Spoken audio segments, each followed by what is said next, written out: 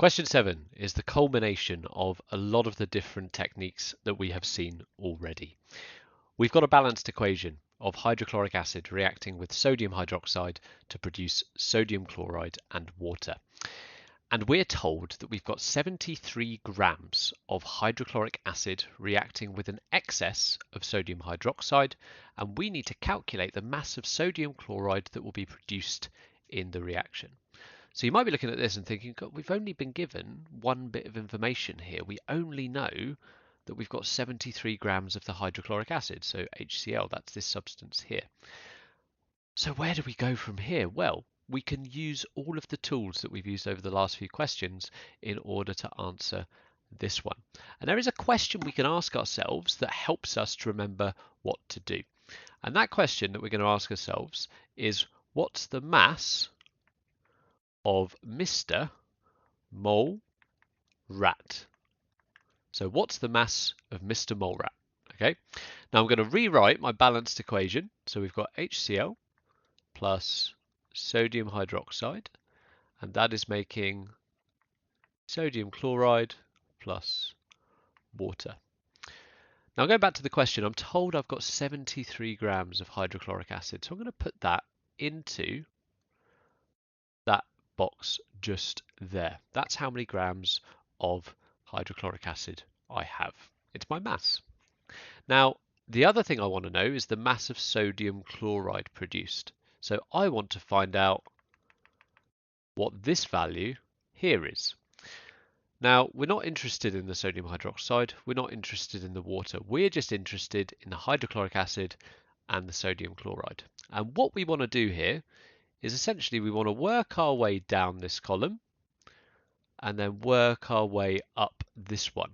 And you'll see what I mean in just a second.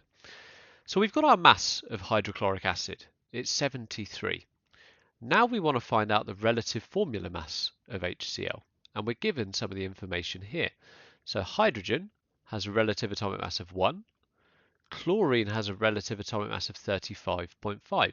So HCl, and I'll write this over here, will be 1 plus 35.5, which gives us 36.5 as its relative atomic mass, or relative formula mass, sorry, I should say. So I'm going to put that in here. Now, if you think back to some of the earlier questions, how do we calculate moles? Because that's the thing we're interested in next. Well, moles is equal to mass, which is this number, divided by the relative formula mass, which is this number. So we've laid out our table in such a way, or our information in such a way, that it makes it easy to remember how to find the next step. We just do this number divided by this number.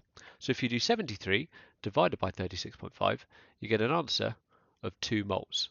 Now if you do that, that will get you 1 mark. So as I've said before, if in doubt, calculate the moles. That's the easiest thing you can do when faced with a calculation you're not sure about. Now this part here, rat, you might be thinking, well, okay, other than Mr. Mole Rat, what's the relevance of this word? And it's another word I've been using a lot in these videos, and it is the word ratio. Now we're interested here in the ratio in the balanced equation. So you'll notice there's no number in front of HCl. So that means that we've got 1 mole of HCl reacting in our balanced equation. Now we're also interested in finding the mass of the sodium chloride. Now you'll notice there's no number in front of it, so once again the number of moles of sodium chloride is 1. So this ratio, what it tells us, so thinking back to the previous question, is if you have 1 mole of HCl, hydrochloric acid, reacting, it will produce 1 mole of sodium chloride. That means if you have 10 moles of hydrochloric acid, it will produce 10 moles of sodium chloride. If you have 100 moles of hydrochloric acid, it will produce 100 moles of sodium chloride. Now we've just calculated that we've got 2 moles of hydrochloric acid. So because it's a 1-to-1 ratio, that means you will form 2 moles of sodium chloride in this reaction. And if you deduce that, that gets you your second mark for this question. Now we need to figure out what the relative formula mass of sodium chloride is, NaCl. I'm going to do that over on the right hand side here. So sodium, we're told here, is 23. That's its relative atomic mass. We've got 1 atom of chlorine, which is 35.5 0.5. We add those numbers together, we get 58.5. So we can put that into our table just here. And now we need to figure out the mass. Now remember, on the left-hand side, when we were going down, we did mass divided by relative formula mass to get 2. Now we're going up the other way. So where we were dividing as we go down, this time we're going to want to multiply these numbers. Moles times the relative formula mass gives us the mass. So if we do that calculation, we get an answer of 117. And that is your final answer for this question and will net you that 3rd mark. So that was an example where we had a balanced equation with a 1-to-1 ratio. So let's have a look at a different example where we haven't got a 1-to-1 ratio. So we're going to look at the Haber process. This is the reaction of nitrogen gas and hydrogen gas to form ammonia. And remember, that's a reversible reaction, which is why we've got this unusual looking arrow going both ways in the middle.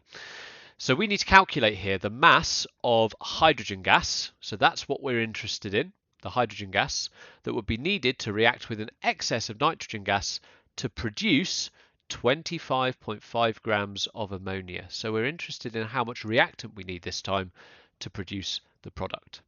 So like before, I'm going to ask myself that question: what's the mass of Mr.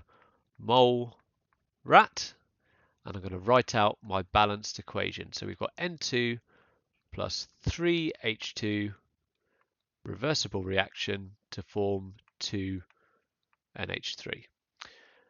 Now I know the mass of ammonia, so I'm going to write that in. That is 25.5. And I'm calculating the mass of hydrogen, so I'm going to do my little dash circle here. That's what I'm trying to figure out. So I'm not interested in the nitrogen at all. And like before, we're going to go down and then we're going to go up again. Okay, so first things first, we need to figure out the relative formula mass of ammonia, NH3. And luckily we are given the values here. If not, we could look in the periodic table for the relative atomic masses. But we've got 1 nitrogen atom, which is 14. We've got 3 hydrogen atoms, so 3 lots of 1, which gives us 17. So our relative formula mass is 17. Now we need to find the number of moles. So what we need to do is we need to do 25.5 divided by 17. And if we do that, that gives us an answer of 1.5. Now we need to look at the ratio, the balanced equation. How many moles of each substance react to form the products? So in terms of the products, we're forming 2 moles of NH3. So we need to put a big 2 down there. In terms of the hydrogen, we're using 3 moles to make our ammonia. So we've got a 2 to 3 ratio this time. Now what I'd recommend doing here is taking this number, finding out what it would be if it was 1, and then scaling it back up. And this will make sense when I do my calculation in a second. So I'm going to do 1.5 divided by 2, and then I'm going to multiply the number I get by 3 to find out that molar ratio. Okay, so doing 1.5 divided by 2 gets me 0.75, so that's what 1 is worth in this ratio. And then we're going to multiply that by 3, and that gives me an answer of 2.25. Okay, so that's my 3 to 2 ratio here. Now, in terms of marks so far, if you've got 1.5, that's a mark, and if you've got 2.25, that's your second mark as well for using that 2 to 3 ratio to figure this out. The relative formula mass of hydrogen gas, it's H2. So I'm going to do this again over on the right hand side. H2, we've got 2 atoms of hydrogen, so it is literally just 1 plus 1, which is equal to 2.